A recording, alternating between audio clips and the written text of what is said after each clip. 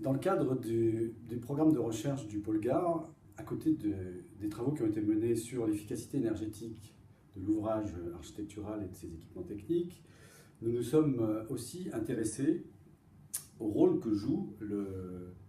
la gare dans le territoire de référence. C'est-à-dire, en d'autres termes, nous nous sommes intéressés à mesurer l'efficacité énergétique des services qui sont proposés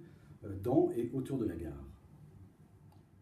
Par service, on entend trois choses. D'une part, les services de rabattement de mobilité vers la gare. On entend aussi les services qui sont localisés à l'intérieur de la gare, c'est-à-dire ceux qui sont le plus aptes du point de vue énergétique à être intéressants pour le territoire. Et puis on entend aussi les services liés aux marchandises, avec l'idée assez innovante que les systèmes de transport ferroviaire de voyageurs actuellement peuvent, pour le transport ou la distribution, être aussi pertinents pour transporter des petites marchandises. Pour cela, nous avons mis en place un certain nombre d'outils pour répondre à ces questions. La première famille d'outils porte sur l'analyse et le diagnostic. Elle aboutit à un certain nombre d'indicateurs qui nous donnent des informations sur les aspects généraux de la connaissance de la gare et de son territoire, sur la possibilité de mettre en œuvre des modes doux, marche à pied et vélo principalement, ainsi que sur la cohérence entre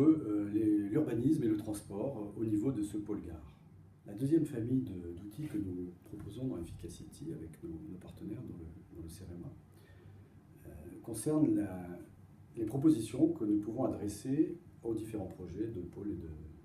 de gares et de stations sous l'angle énergétique. Ça consiste en une base de données d'une centaine de services qui sont disponibles et que nous pourrons donc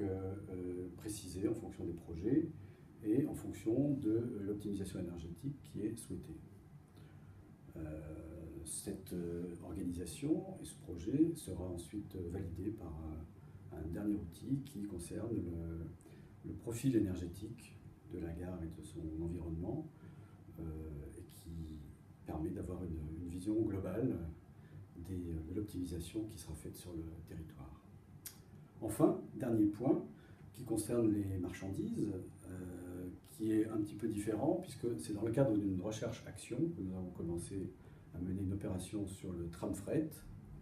opération qui est validée pour être initiée sur la ville de Saint-Étienne, sur l'agglomération de Saint-Étienne, et qui va donc concerner la mise en œuvre d'une opération de démonstration sur le transport de marchandises par le tramway à l'intérieur de l'agglomération de Saint-Étienne. Pour conclure et dire quelques mots sur les projets à venir, outre les tests qui ont déjà été menés, qui ont permis de mettre au point ces outils sur Bobigny, Pablo Picasso